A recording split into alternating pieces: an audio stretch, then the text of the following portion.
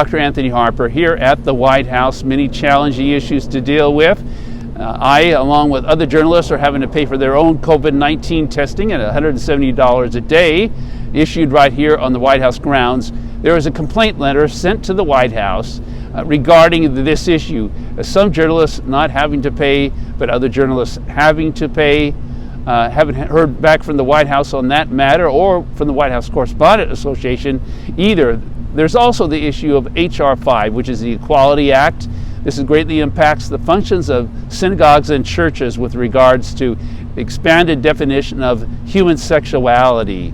And also H.R. 1. This would normalize mail-in balloting.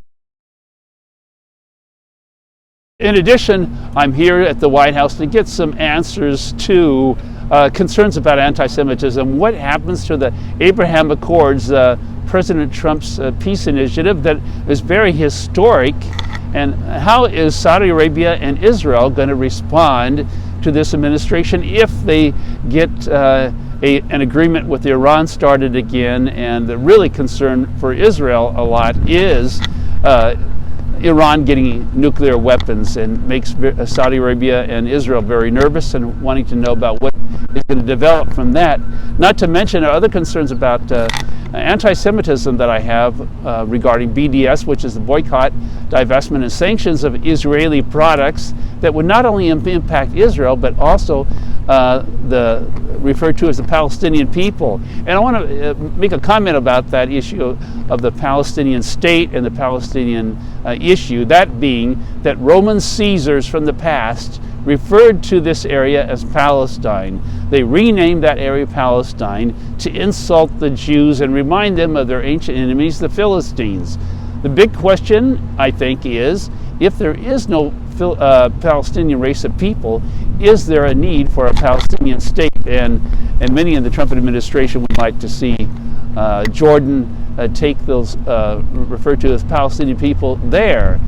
Having a Palestinian state in the center of Israel, as proposed in the peace plan map, is alarming in light of Joel 3:2. This is the prophet chapter 3 verses 2, that says, "For God enters into judgment in the valley of Jehoshaphat, the nations that divide up his land." So the big question is also, if God is upset and angry with people that divide up his land, shouldn't we be as well?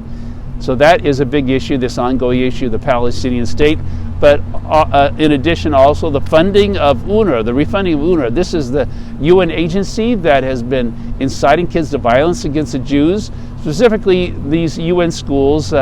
UNRWA is often referred to. President Trump, by the way, defunded, addressed this land as Palestine and Israel as an occupier. So a question there would be, as long as Israel is seen as the occupier in this, doesn't that impact or increase anti-Semitism very much so?